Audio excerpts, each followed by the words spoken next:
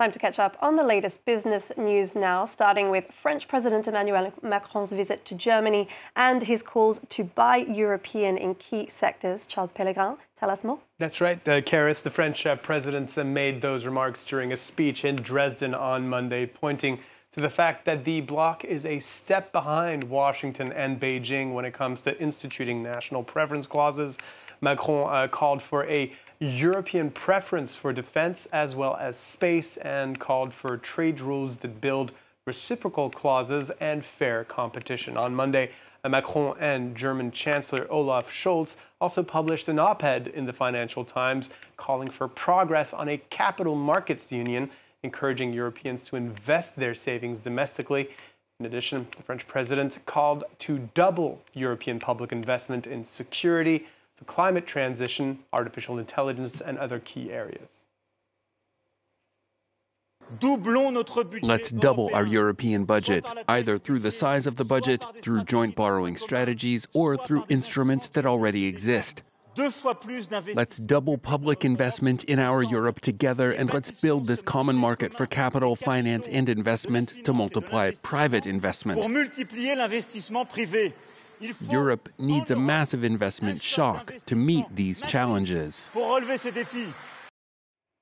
this call to buy European taking place a couple of months before the start of the Paris Olympic Games, where a controversy has been brewing over the origin of officially licensed merchandise. If you're in France now, you may already have spotted some of the official and unofficial merch for the Olympics on the streets. Only a fraction of such goods is made by the host country.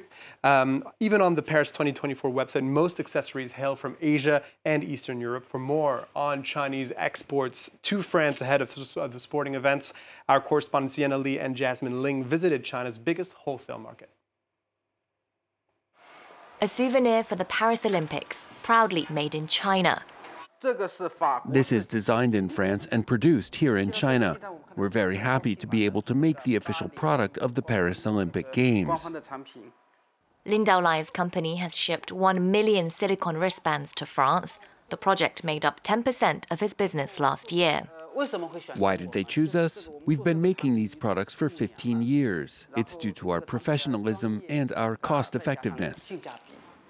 His office is located in one of China's most export-friendly cities that shipped some 64 billion euros worth of products to the rest of the world in 2023.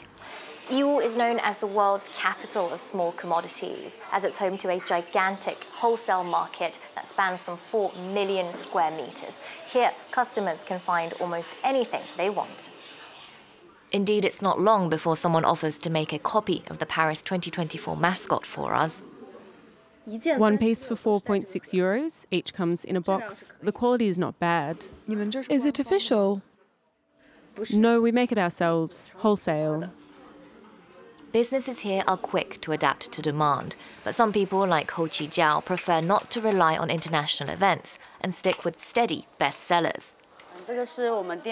This is one of the most exported products in our store, an Eiffel Tower. The souvenirs that you all go and buy and then take home, well, basically they're sent from us here. In January and February, exports from Yiwu to France increased 42% compared to the year before. Well, moving on to India now, where one of the country's most powerful conglomerates is reportedly looking to enter a new market, Charles.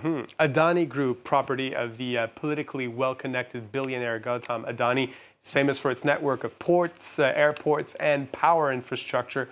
And according to the Financial Times, it is in talks to expand into e-commerce and payments to compete with the likes of Google and Reliance Industries of rival billionaire Mukesh Ambani. Adani Group would initially target its hundreds of millions of users of its businesses, including gas and electricity customers and airport travelers. This happening as Adani is looking to move on from a scandal where the group has been accused of market manipulation and fraud by a Wall Street short seller.